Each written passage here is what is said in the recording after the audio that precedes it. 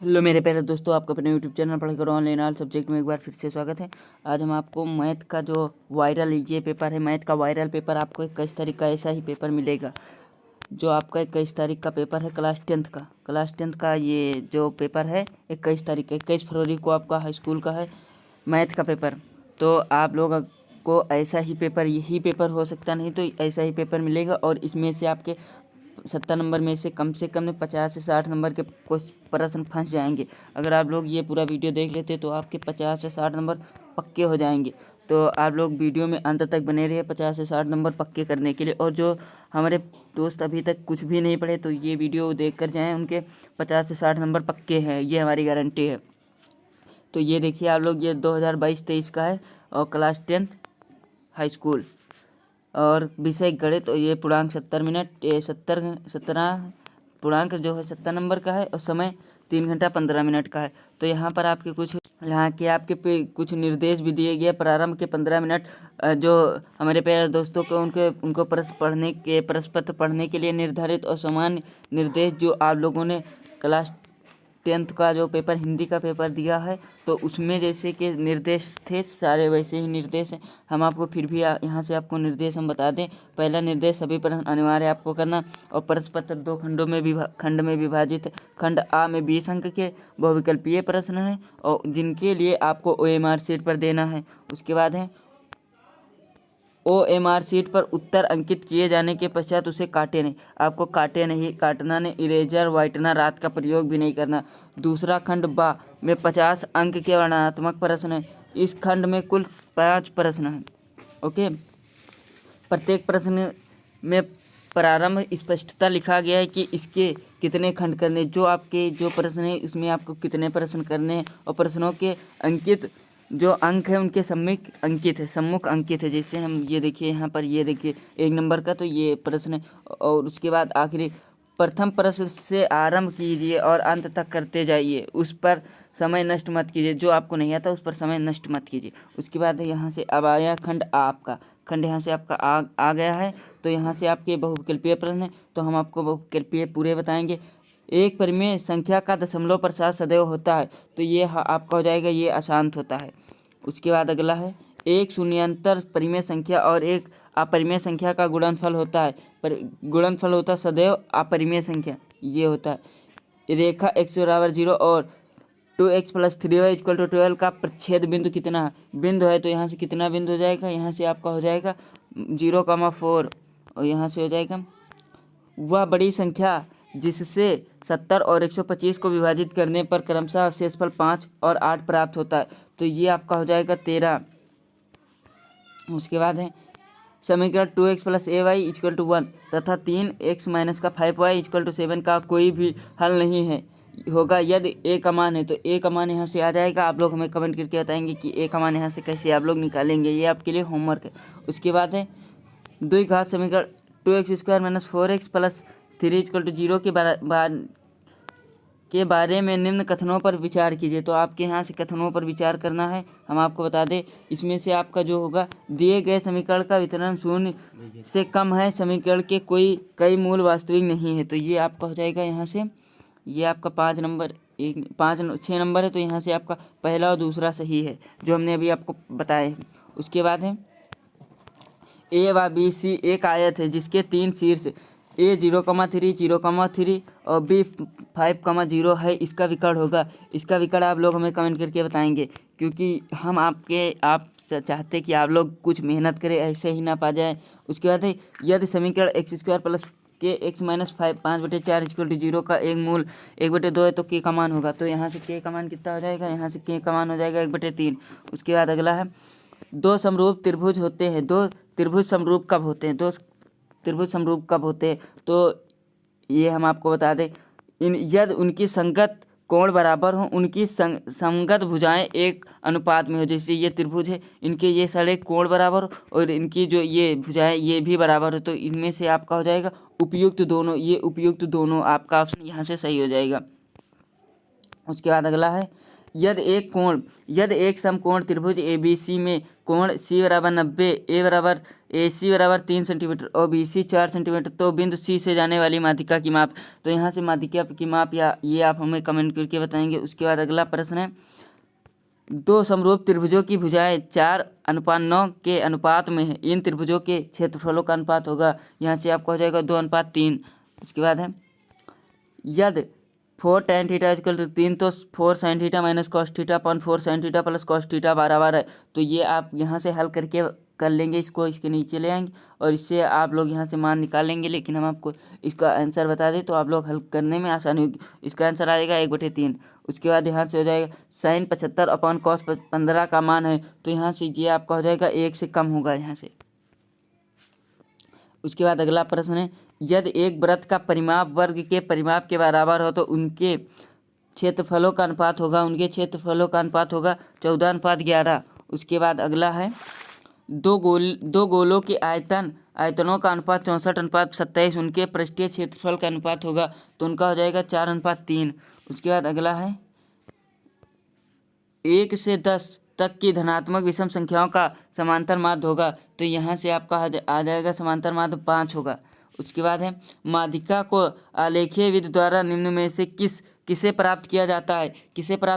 तो इसमें से हो जाएगा त्वरण को आपको प्राप्त किया जाता है। यदि कुछ परीक्षणों का माध्य 27 तथा बहुलक 45 है तब माध्यिका होगी, तो यहाँ से माध्यिका हो जाएगी आपकी 33। उसके बाद है अगला, वर्गीकृत आंकड़ों की से अधिक प्रकार और से कम प्रकार की संचय बारंबारता वक्रों के प्रतिच्छेद बिंदु से के भुज से आंकड़ों का प्राप्त होना है। तो यहाँ से आप हमें ये कमेंट करके बताएंगे, क्योंकि ये हमको प्रश्न नहीं मिल पाया है। और यहाँ से हम आपको आ गया आपका यहाँ से खंड बा आया है। खंड बा सभी खंड कीजिए। यहाँ से खंड बा का पहला है, सभी खंड कीजिए। यहाँ से आपको कोई भी छोड़ना नहीं। तो यहाँ पहला है, दो क्रमागत धनात्मक पूर्णांकों का गुणनफल 2 से विभाज्य है यह कथन सत्य है या असत्य? कार्य बताइए। 2 नंबर का, कॉट 1/7/8 और 1 plus sine theta upon 1 plus cos theta 1 minus sine theta upon 1 minus cos theta का मान निकालिए। यहाँ से आपको मान निकालना। अगर आप लोग इसे नहीं हल कर पाते तो हमें तुरंत कमेंट कीजिए, हम आपको हल करके बता देंगे कि आप लोग इसे कैसे सॉल्व करेंगे। ये बहुत ही सहज है, आपको इनसे सहज आपको मैथ में कुछ भी नहीं मिलेगा। एक शंक्वाकार बर्तन जिसका आंतरिक व्यास 10 सेंटीमीटर, ऊंचाई 24 सेंटीमीटर पानी से भरा है। पानी को एक बेलनाकार बर्तन जिसका आंतरिक व्यास 20 सेंटीमीटर में डाला जाता है। बेलनाकार पात्र में डाले गए पानी की ऊंचाई ज्ञात कीजिए। आपको ये लगता है कि ये बहुत कठिन हो सकता है, लेकिन ये बहुत ही सहज है। उसके बाद है, निम्न आंकड़ों का समांतर माध्य ज्ञात कीजिए। ये आंकड़े दिए गए, आपको इसका समांतर माध्य ज्ञात करना है। उसके बाद है, बिंदु -4,6 बिंदु ए -6,10 और बी 3,-8 को जोड़ने वाले रेखाखंड को किस अनुपात में विभाजित करें? 2 नंबर की। और के का मान ज्ञात कीजिए यदि बिंदु ए 2,3 बी 4, और सी 6,-3 आदि संरेखीय है। तो ये भी आपका 2 नंबर का, ये बहुत ही सहज है, ये भी है। और निम्नलिखित में से किन्हीं 5 खंडों को कीजिए। अब यहाँ से आपको किन्हीं से 5 खंडों को करना है। ग्राफ द्वारा जांच कीजिए कि रैखिक समीकरण युग्म 2x + y - 6 = 0, 4x - 2y - 4 = 0 संगत है। यदि ऐसा है तो ग्राफीय विधि द्वारा हल कीजिए। ये भी आपका सहज है, लेकिन ये आपका उतना सहज नहीं है, तो आप लोग हमें इसके बारे में भी कमेंट कर सकते हैं। दो रेखाओं के वर्गों का अंतर 180 है। छोटी संख्या का वर्ग बड़ी संख्या का 8 गुना है। दोनों संख्याएं ज्ञात कीजिए। ये भी आपका 4 नंबर का। 4 सेंटीमीटर त्रिज्या के एक वृत्त पर 6 सेंटीमीटर त्रिज्या के एक संकेंद्रीय वृत्त के किसी बिंदु से एक स्पर्श रेखा की रचना कीजिए और उसकी लंबाई की माप कीजिए। आपको ये प्रश्न जरूर तैयार करना है, क्योंकि ये आपके बोर्ड में, ये हम गारंटी लेते कि ये ऐसा प्रश्न आपको, ये भले ना हो लेकिन ऐसा प्रश्न आपको बोर्ड में ज़रूर मिलेगा। अगर आप लोग इसे नहीं, इसकी संरचना बना पाते तो अब मेरे तो प्यारे भाइयों, आप लोग तुरंत कमेंट कर सकते हैं। नहीं, आप लोगों के 5 से 4 नंबर कट जाएंगे। ये कभी कभी लॉन्ग में भी आ सकता है। 2 खंभे जिनकी ऊंचाइयां 6 सेंटीमीटर और 11 सेंटीमीटर तथा ये समतल भूमि पर खड़े हैं। यदि इनके पाद बिंदुओं के बीच की दूरी 12 सेंटीमीटर तो इनके ऊपरी सिरों के बीच की दूरी ज्ञात कीजिए। ये भी आपका वेरी मोस्ट इंपॉर्टेंट प्रश्न, बहुत ही, ये भी सहज ही है। उसके बाद है, किसी स्कूल की कक्षा 10 की 51 लड़कियों की ऊंचाई एक साक्षर किया गया और निम्नलिखित आंकड़े प्राप्त किए गए हैं। तो ये आंकड़े प्राप्त कीजिए, माध्यिका की ऊंचाई ज्ञात कीजिए। माध्यिका की ऊंचाई आपको यहाँ से ज्ञात करनी है। यदि नीचे दिए हुए बंटन का माध्यिका 28.5 हो तो x और y के मान ज्ञात कीजिए। आपको यहाँ से x y ये और ये मान ज्ञात करने, ये आप लोग लगाना जरूर भाई सीख लीजिए, नहीं आपके नंबर बहुत कम हो सकते हैं। उसके बाद ये निम्न समीकरणों के युग्मों को रैखिक समीकरण के युग्म में बदलकर हल कीजिए। यहाँ से आपको ये भी आपका साथ हम आपको इसमें से कुछ हिंट देते हैं, आप लोग इसका लासा ले लेंगे। ओके, फिर आप लोग इसका भी लासा ले लेंगे। ओके, बस आप लोग इसका लासा लेकर इससे क्रॉस गुणा करा के बस इसका जो है ये जो है आपका, इसे आप लोग इधर भेज देंगे। ये ऐसे बताने में सब मज़ा नहीं आ रहा, चलो हम आपको इसको वीडियो सोल्यूशन देते हैं। उसके बाद इसी का अथवा आ गया यहाँ से 3 वर्ष पूर्व रहमान की आयु वर्षों में का व्युत्क्रम है और अब से 5 वर्ष पश्चात वायु के व्युत्क्रम का योग 1/3 है। उसकी वर्तमान आयु ज्ञात कीजिए। ये भी आप लोग लगाना सीख लीजिए। ऐसा क्वेश्चन आपको वेरी मोस्ट इम्पॉर्टेंट, ये आपको बोर्ड में एक बहुमंजिलीय भवन के शिखर से देखने पर 8 मीटर ऊंचे भवन के शिखर और तल के अवनमन कोण क्रमशः 30 डिग्री और 45 डिग्री है। बहुमंजिला भवन की ऊंचाई और दो भवनों के बीच की दूरी आपको यहाँ से ज्ञात करनी है। उसके बाद आपका अथवा है इसी का, भूमि के एक बिंदु P से एक 10 मीटर ऊंचे भवन के शिखर का उन्नयन कोण 30 डिग्री है। भवन के शिखर पर एक ध्वज को लहराया गया और P से ध्वज के शिखर का उन्नयन कोण 45 डिग्री है। ध्वज खंड की लंबाई ज्ञात और बिंदु P से भवन की दूरी ज्ञात कीजिए। यहाँ से √3 का मान दिया गया, आपको √3 का मान प्रयोग फिर आपको यहाँ से अगला आ जाएगा। उसके बाद है यहाँ से एक बर्तन एक उल्टे शंकु के आकार का है, इसकी ऊंचाई 8 सेंटीमीटर और इसके ऊपरी जो खुला हुआ है सिरे की त्रिज्या 5 सेंटीमीटर या ऊपर तक पानी से भरा हुआ है।